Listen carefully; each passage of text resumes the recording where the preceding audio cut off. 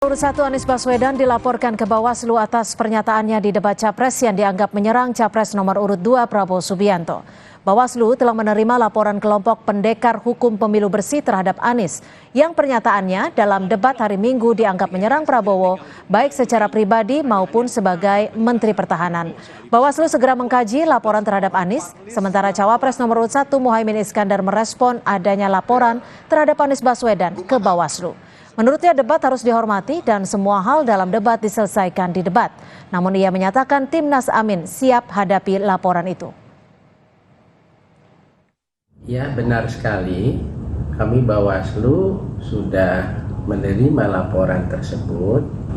Sepanjang nanti memenuhi ketersyaratan Polri material, maka dilakukan klarifikasi.